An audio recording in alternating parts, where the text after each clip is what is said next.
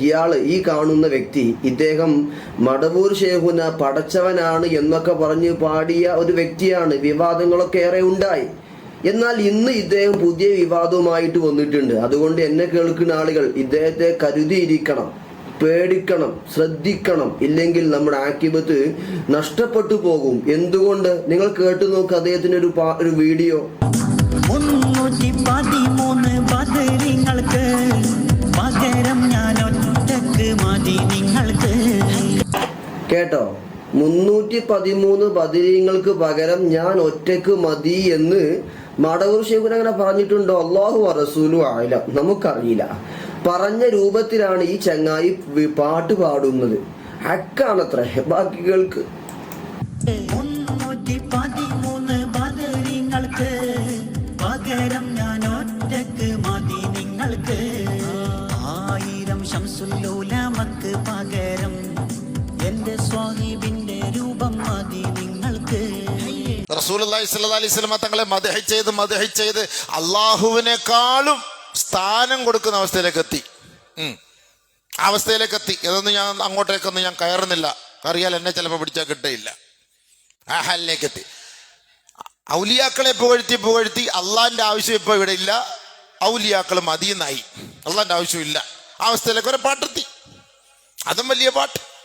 അത് ഈ ഉമ്മത്തുകൾ കേട്ട് അതും ആസ്വദിക്കുന്ന ഒരവസ്ഥയിലേക്ക് എത്തി. അതിലൂടെ വരുന്ന ഷിർക്കുകളും കുഫറുകളും ഒന്നും ആരും മനസ്സിലാക്കുന്നില്ല ഈ ഉമ്മത്തുകൾ.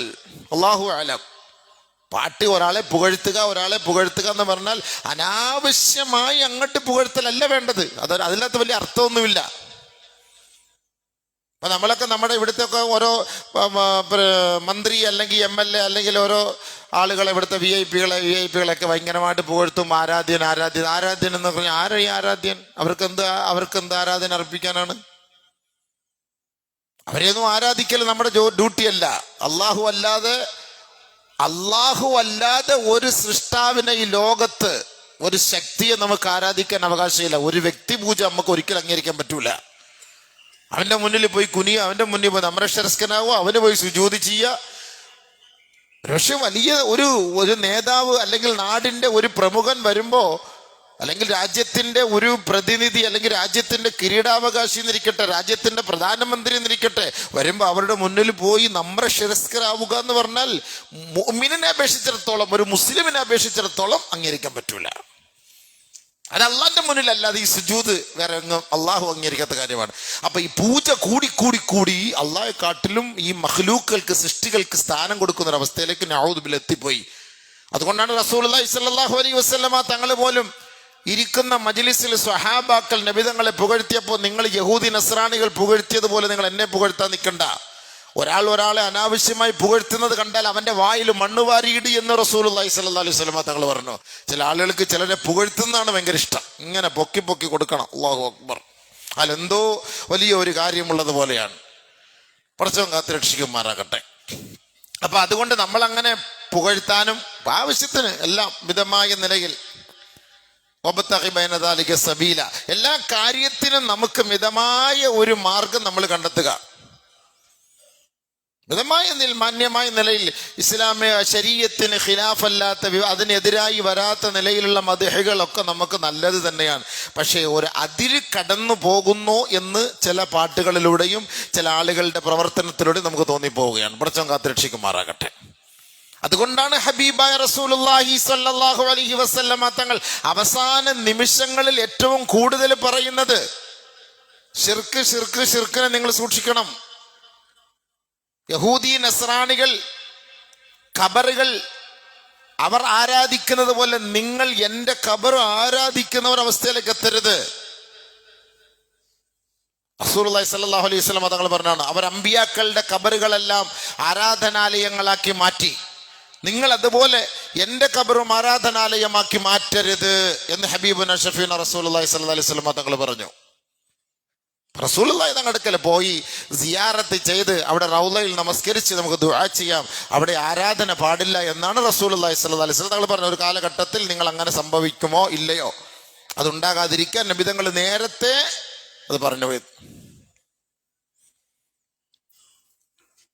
അതുകൊണ്ട് ആദരവായ റസൂലുള്ളാഹി സ്വല്ലല്ലാഹു അലൈഹി വസല്ലമ തങ്ങൾ ഉപദേശിക്കുന്നു, വഫാത്തിനോട് അടുത്ത സമയം, രോഗത്തിന് നബിതങ്ങൾക്ക് വഫാത്തിനോട് മുമ്പ് രോഗം തുടങ്ങുന്നതിൻ്റെ അവസാനത്തെ പ്രഭാഷണമാണ് ഈ ഉഹദിൽ നിന്ന് വന്നപ്പോൾ റസൂലുള്ളാഹി സ്വല്ലല്ലാഹു അലൈഹി വസല്ലമ തങ്ങൾ നടത്തിയ പ്രഭാഷണം.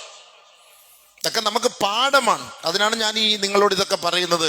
റസൂലുള്ളാഹി തങ്ങളെ മരിപ്പിക്കലല്ല, റസൂലുള്ളാഹികളെ വഫാത്താക്കലല്ല നമ്മുടെ ലക്ഷ്യം. ഹബീബ റസൂലുള്ളാഹി സ്വല്ലല്ലാഹു അലൈഹി വസല്ലമ തങ്ങളുടെ വഫാത്തിനോട് അനുബന്ധിച്ചുണ്ടായ സംഭവങ്ങൾ അതെന്തൊക്കെയാണ്, അത് വളരെ ഗൗരവത്തോടെ മനസ്സിലാക്കണം. അപ്പൊ നമ്മൾ ആദ്യമൊക്കെ പറഞ്ഞ് നമ്മൾ പിന്നീട് മറന്നുപോകും. അങ്ങനെ മറന്നു പോകാതിരിക്കാനാണ് വീണ്ടും റസൂലുള്ള ആവർത്തിച്ച് ഓരോ വിഷയങ്ങൾ നമ്മളോട് പറയുന്നത്. അപ്പൊ റസൂലുള്ളാഹി സ്വല്ലല്ലാഹു അലൈഹി വസല്ലമ തങ്ങൾ നമ്മൾ കഴിഞ്ഞ ആഴ്ച പറഞ്ഞു, ഖറജ റസൂലുള്ളാഹി സ്വല്ലല്ലാഹു അലൈഹി വസല്ലമ സഫറിന്റെ മധ്യത്തോടുകൂടി, സഫർ മാസത്തിന്റെ മധ്യത്തോടുകൂടി, റബീഉൽ അവ്വൽ ആണല്ലോ റസൂലുള്ളാഹി വഫാത്താകുന്നത്. അപ്പൊ ആ സഫറിന്റെ മധ്യത്തോടുകൂടി ഹബീബായ റസൂലുള്ളാഹി സ്വല്ലല്ലാഹു അലൈഹി വസല്ലമ തങ്ങൾ ശുഹദാക്കളുടെ അരികിലേക്ക് പോയിട്ട് അവർക്ക് വേണ്ടി ദുആ ചെയ്തു. ഫസല്ല അല ശുഹദായി കൽ മുവദ്ദിഇ ലിൽ അഹ്യാഇ വൽ അംവാത്. അതായത് ജീവിച്ചിരിക്കുന്നവരോട് എങ്ങനെ വിടവാങ്ങും, ജീവിച്ചിരിക്കുന്നവരോട് എങ്ങനെ നമ്മളൊരു വിടവാങ്ങൽ സലാം, ഒരു പ്രസംഗം നടത്തുന്നത് പോലെ നബീന റസൂലുള്ളാഹി തങ്ങള് ശുഹദാക്കളായി മരിച്ചു കിടക്കുന്നവരുടെ ഖബറിന്റെ അടുക്കൽ പോയി റസൂലുള്ളാഹി സ്വല്ലല്ലാഹു അലൈഹി വസല്ലമ തങ്ങൾ ഒരു വിടവാങ്ങൽ ദുആ, ഒരു സ്വലാത്ത് എന്ന് പറയുന്ന പോലെ, ഒരു സലാം പറയുന്ന പോലെ, കൽ മുവദ്ദിഇ ലിൽ അഹ്യാഇ വൽ അംവാത്. സുമ്മ റസൂലുള്ളാഹി സ്വല്ലല്ലാഹു അലൈഹി വസല്ലമ തങ്ങൾ പിന്നീട് മിമ്പറിൽ കയറി.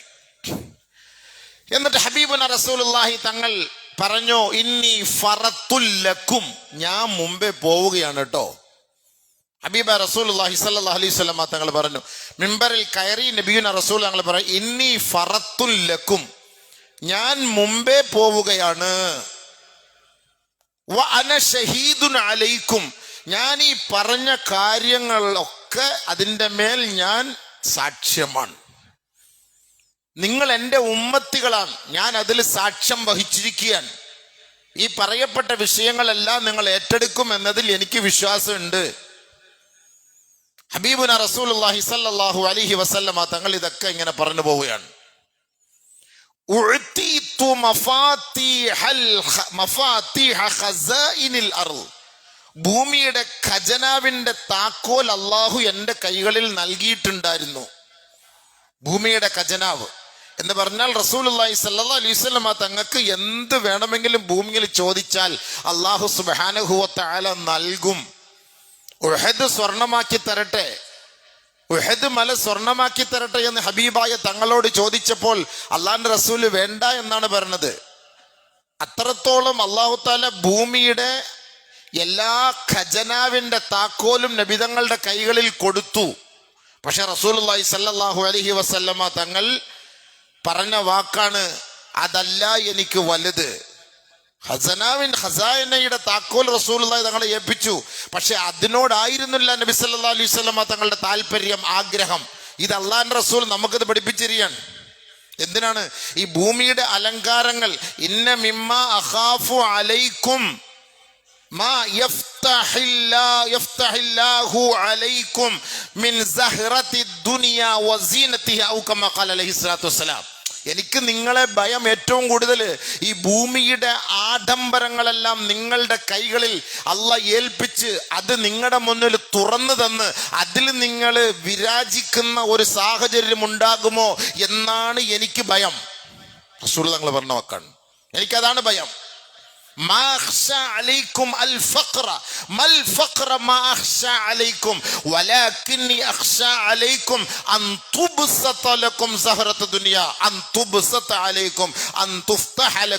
നിങ്ങൾക്ക് ഭൂമിയിൽ അല്ലാഹു സാമ്പത്തികമായി ഭയങ്കരമായ വിശാലതകൾ നൽകുമോ എന്നാണ് എൻ്റെ പേടി.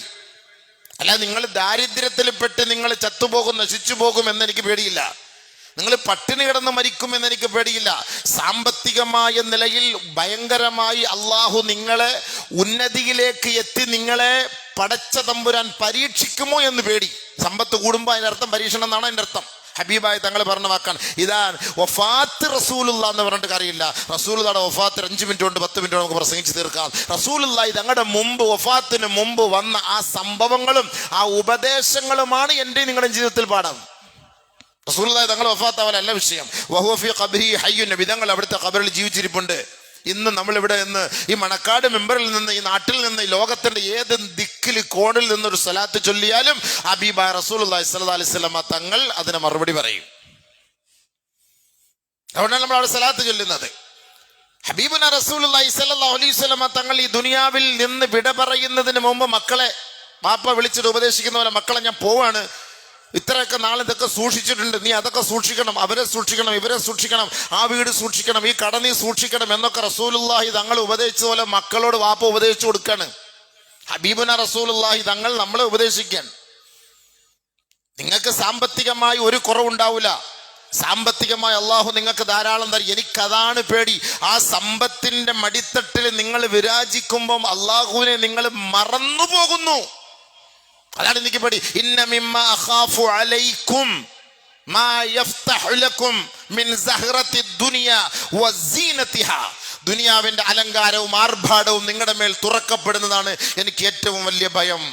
റസൂലുള്ളാഹി സ്വല്ലല്ലാഹു അലൈഹി വസല്ലമ തങ്ങളുടെ കയ്യിൽ എന്നിട്ട് പറഞ്ഞത്, എൻ്റെ കയ്യിലായിരുന്നു ഭൂമിയുടെ ഖജനാവ്. ഉഅ്തീതു മഫാതീഹ ഖസായിനിൽ അർദ്. ഭൂമിയുടെ ഖജനാവിന്റെ താക്കോൽ അല്ലാഹ് എൻ്റെ കയ്യിൽ ഏൽപ്പിച്ച്. പക്ഷെ എനിക്ക് അതിനോട് വലിയ ആർഭാടവും ആഡംബരവും ആഗ്രഹം ഉണ്ടായിരുന്നില്ല. പക്ഷെ എൻ്റെ ഉമ്മത്തിന് ഈ ഭാവിയിൽ അതിനു വേണ്ടിയിട്ടായിരിക്കും അടിയുണ്ടാക്കുക എന്ന് റസൂലുള്ളാഹി പറഞ്ഞത്. ഹബീബുന റസൂലുള്ളാഹി സ്വല്ലല്ലാഹു അലൈഹി വസല്ലമ തങ്ങൾ പറഞ്ഞ അതാണ്. അതിന്റെ പേരിലായിരിക്കും നിങ്ങൾ ഇനി ഒരു യുദ്ധമുണ്ടാവുക. അധികാരത്തിന് വേണ്ടിയിട്ടും ഈ സമ്പത്തിന് വേണ്ടിയിട്ടും പണത്തിന് വേണ്ടിയിട്ടും ആയിരിക്കും. എനിക്കതാണ് ഭയം. അതുകൊണ്ട് ഞാൻ മുന്നേ പോവുകയാണ്. ഞാൻ എല്ലാം നിങ്ങളുടെ മുന്നിൽ പറഞ്ഞു കഴിഞ്ഞു. അന ഷഹീദുൻ അലൈക്കും, ഞാൻ എല്ലാം പറഞ്ഞു കഴിഞ്ഞു. റസൂലുള്ളാഹി സ്വല്ലല്ലാഹു അലൈഹി വസല്ലം പറയാണ്. നബീന റസൂലുള്ളാഹി സ്വല്ലല്ലാഹു അലൈഹി വസല്ലം തങ്ങൾ എല്ലാം ഉപദേശിച്ചിട്ട് നേരെ ജന്നത്തുൽ ബഖീഇലേക്ക് പോയി. ബഖീഉൽ ഗർഖദ് എന്നാണ് യഥാർത്ഥത്തിൽ പറയുക. നമ്മളൊക്കെ പറഞ്ഞ് ജന്നത്തുൽ ബഖീ എന്നാക്കി. എന്തായാലും ബഖീഉൽ ഗർഖദ് എന്നാണ് അതിന്റെ യഥാർത്ഥത്തിലുള്ള അറബി പേര്. ബഖീ. ബഹുമാനപ്പെട്ട സ്വഹാബാക്കൾ, 10,000 സ്വഹാബാക്കൾ അടക്കം ചെയ്യപ്പെട്ടിട്ടുണ്ട്. റസൂലുള്ളാഹി സ്വല്ലല്ലാഹു അലൈഹി വസല്ലമ തങ്ങളുടെ ആ ചാരത്ത്, ആ ഓരത്ത് ഹബീബുന റസൂലുള്ളാഹി തങ്ങൾ അവിടേക്ക് പോയി സലാം പറയുന്നു. അസ്സലാമു അലൈക്കും യാ അഹ്ലൽ മഖാബിർ ലയഹ്ന അലൈക്കും മാ അസ്ബഹതും ബിമാ അസ്ബഹൻ നാസു ഫീഹി. അവരോട് സംസാരിക്കാൻ സലാം പറഞ്ഞിട്ട്, ഇനി പിൽക്കാലഘട്ടത്തിൽ വരുന്ന ജനങ്ങളും നിങ്ങളെ പോലെ ആയി തീരുന്ന ഒരു സാഹചര്യം ഉണ്ടാകും. പിൽക്കാലഘട്ടത്തിൽ വരുന്ന ഒരു വിഭാഗം, ഒരു സമൂഹം നിങ്ങളെ പോലെ ആയി തീരുന്ന ഒരു കാലഘട്ടം, ഒരു കാലം ഉണ്ടാകും. താമസിയാതെ ഉണ്ടാകും. നിങ്ങളെ പോലെ ഇതേപോലെ ആരുമില്ലാതെ ഏതെങ്കിലും ഒരു വനത്തിൽ, ഏതെങ്കിലും ഒരു മരുഭൂമിയിൽ, ഏതെങ്കിലും ഒരു പള്ളിയുടെ ചാരത്ത് അങ്ങനെ കിടക്കുന്ന ഒരു സാഹചര്യം ഉണ്ടാകും എന്ന് റസൂലുള്ളാഹി സ്വല്ലല്ലാഹു അലൈഹി വസല്ലം തങ്ങൾ പറഞ്ഞിട്ട്, പിന്നെ റസൂലുള്ളാഹി പറഞ്ഞെന്നറിയോ, അഖ്ബലത് ഫിതനുൻ. ഇനി നേരിടാൻ പോകുന്നത് സ്വഹാബാക്കളെ വലിയ വലിയ പരീക്ഷണങ്ങളാണ്. ഇത്ര നാളെ റസൂലുള്ളാഹി ഇരുന്നപ്പോൾ ഉണ്ടായ പരീക്ഷണം പോലെയല്ല. ഹബീബുന റസൂലുള്ളാഹി സ്വല്ലല്ലാഹു അലൈഹി വസല്ലമ തങ്ങൾ ഈ സലാമൊക്കെ പറഞ്ഞ് ഇവരുടെ മുന്നിൽ നിന്നിട്ട് ഇതെല്ലാം ഉപദേശിച്ചിട്ട് സ്വഹാബത്തിനെ നോക്കിയിട്ട് ഹബീബുന റസൂലുള്ളാഹി സ്വല്ലല്ലാഹു അലൈഹി വസല്ലമ തങ്ങൾ പറഞ്ഞു, അഖ്ബലത് ഫിതനുൻ. ഫിത്നകൾ വരാൻ പോവാണ്, വലിയ പരീക്ഷണങ്ങൾ നേരിടാൻ പോവുകയാണ് നമ്മളെ. കഖിതഇൽ ലൈലിൽ മുളിം, കഖിതഇൽ ലൈലിൽ മുളിം. തുടർച്ചയായി പാതിരാത്രിയിൽ, ആ പാതിരാത്രിയാകുമ്പോൾ എത്രത്തോളം ഭയങ്കരമായ ഇരുണ്ട തുരുത്തായിരിക്കും, ഇരുട്ടായിരിക്കും. അതേപോലെ ഇപ്പൊ സുബഹിയുടെ സമയം പോലെയല്ല, സന്ധ്യയുടെ സമയം പോലെയല്ല. യത്ബഉ ആഖിറുഹാ അവ്വലഹാ വൽ ആഖിറതു ശർറും മിനൽ ഊലാ. നബീന റസൂലുള്ളാഹി തങ്ങൾ പറയാണ്, പരീക്ഷണങ്ങൾ കടുക്കും, പരീക്ഷണങ്ങൾ കടുക്കും. ആദ്യത്തിനേക്കാൾ അവസാനത്തെ പരീക്ഷണങ്ങൾ കൂടിക്കൊണ്ടിരിക്കും. 1 കഴിഞ്ഞാൽ 2 കടുക്കും, 2 കഴിഞ്ഞാൽ 3 അതിനേക്കാൾ കടുപ്പമായിരിക്കും, 3 കഴിഞ്ഞാൽ 4 അതിനേക്കാൾ കടുപ്പമായിരിക്കും. ഖഖിതഇൽ ലൈലിൽ മുളിം. സന്ധ്യാസമയം മഗ്‌രിബാകുമ്പോൾ 6 മണി, 8 മണിയാകുമ്പോൾ പഴയ പോലുള്ള ഒരു 10 മണിയുടെ പ്രതാപം, 12 മണിയാവുമ്പോൾ പാതിരാത്രിയുടെ പ്രതാപം നേരത്തെ. അപ്പൊ അങ്ങനത്തെ പാതിരാത്രി ഇങ്ങനെ കടുത്തതുപോലെ കടുപ്പമേറിയ പരീക്ഷണങ്ങൾ എൻ്റെ ഉമ്മത്തികൾ ഇനി പ്രതീക്ഷിച്ചോളി. റസൂലുള്ളാഹി സ്വല്ലല്ലാഹു അലൈഹി വസല്ലം പറഞ്ഞ വഫാത്തിന് മുമ്പ് വലിയ പരീക്ഷണങ്ങൾ പ്രതീക്ഷിച്ചോളാൻ. ആര് പ്രതീക്ഷിക്കുന്നു? ആരും അടി കിട്ടും പറയും. റസൂലുള്ളാഹി സ്വല്ലല്ലാഹു അലൈഹി വസല്ലം തങ്ങൾ പറഞ്ഞ വാക്കാണിത്. വലിയ പരീക്ഷണങ്ങൾ ഇനി നേരിടാൻ പോവുകയാണ്. ആദ്യത്തിനേക്കാൾ കടുപ്പമായിരിക്കും അടുത്തടുത്ത് തുടർച്ചയായിട്ട് വരാൻ പോകുന്നത്. ഹബീബുന റസൂലുള്ളാഹി സ്വല്ലല്ലാഹു അലൈഹി വസല്ലം തങ്ങൾ ആ സ്വഹാബത്തിന്റെ മുന്നിൽ, ആ മരിച്ചു കിടക്കുന്ന സ്വഹാബത്തിന്റെ മുന്നിൽ, ആ ഷഹീദ് ശുഹദാക്കളുടെ മുന്നിൽ, ആയിരക്കണക്കിന് സ്വഹാബാക്കളുടെ മുന്നിൽ അവിടെ കിടക്കുന്നവരെ സാക്ഷ്യപ്പെടുത്തി, ജീവിച്ചിരിക്കുന്നവരെ സാക്ഷ്യപ്പെടുത്തി അല്ലാഹുവിന്റെ റസൂൽ സല്ലല്ലാഹു അലൈഹി വസല്ലമ തങ്ങൾ പറയണമെങ്കിൽ വെറുതെ പറയുമോ സഹോദരങ്ങളെ? ഇനിയൊരു കാലഘട്ടം നമുക്ക് നേരിടാൻ പോകുന്നു. ആ കാലഘട്ടം പരീക്ഷണത്തിന്റെ കാലഘട്ടമായിരിക്കും എന്ന് അള്ളാഹുവിന്റെ റസൂൽ സല്ലല്ലാഹു അലൈഹി വസല്ലമ തങ്ങൾ അവസാന സമയം ആ മഖ്ബറയിൽ വെച്ച് പറയണമെങ്കിൽ നമ്മളിപ്പോൾ അനുഭവിക്കുന്നതും റസൂലുള്ളാഹി തങ്ങളുടെ വഫാത്തിന് ശേഷം സംഭവിച്ചതും എല്ലാം പരീക്ഷണങ്ങളാണ്. ഉമർ റളിയല്ലാഹു തആല അൻഹുവിന്റെ കൊല പരീക്ഷണമായിരുന്നില്ലേ? ഉസ്മാൻ റളിയല്ലാഹു തആല അൻഹുവിന്റെ കൊല പരീക്ഷണമായിരുന്നില്ലേ? അലി റളിയല്ലാഹു തആല അൻഹുവിന്റെ കൊല പരീക്ഷണമായിരുന്നില്ലേ? സഹാബാക്കൾ തമ്മിലടിച്ചു പരീക്ഷണമായിരുന്നില്ലേ? ആയിഷ റളിയല്ലാഹു തആല അൻഹ ഒരു ചെരി, മറ്റൊരു സഹാബാക്കൾ മറ്റൊരു ചെരി. സിഫീൻ യുദ്ധം, ജമൽ യുദ്ധം, മുസ്ലിമീങ്ങൾക്കിടയിൽ എന്തെല്ലാം പരീക്ഷണങ്ങൾ. റസൂലുള്ളാഹി സ്വല്ലല്ലാഹു അലൈഹി വസല്ലമ തങ്ങളുടെ വഫാത്തിന് ശേഷം സംഭവിച്ചത്. വഫാത്തിരിക്കുമ്പോഴായിരുന്നില്ല സഹാബാക്കൾ തമ്മിലടിച്ചത്. അന്ന് സഹാബാക്കൾ എന്തെങ്കിലും അങ്ങോട്ടും ഇങ്ങോട്ടും ആരെങ്കിലും ഇഷ്ടമില്ലാത്ത പറഞ്ഞാൽ ഉടൻ തന്നെ പറഞ്ഞ് പൊരുത്തപ്പെടിച്ചിരുന്ന ഒരു കാലഘട്ടം.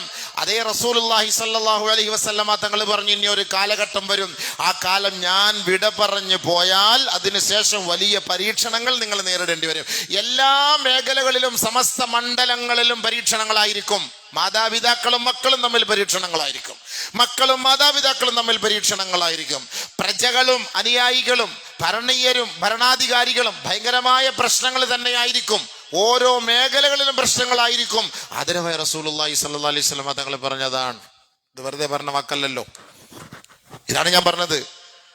ആ പരീക്ഷണങ്ങളൊക്കെ അല്ലേ നമ്മൾ മനസ്സിലാക്കേണ്ടത്. ഇനിയിപ്പോ നടക്കുന്ന നമ്മുടെ നാട്ടിലത്തെ പരീക്ഷണങ്ങൾ റസൂലുള്ളാഹി സ്വല്ലല്ലാഹു അലൈഹി വസല്ലം തങ്ങൾ പറഞ്ഞതുപോലെ നമ്മുടെ ഉമ്മത്തികളെല്ലാം ഈ ദീനിനെ ഇഷ്ടപ്പെടാതെ പിഴച്ചു പോയിക്കൊണ്ടിരിക്കുന്ന ഏറ്റവും വലിയ പരീക്ഷണം.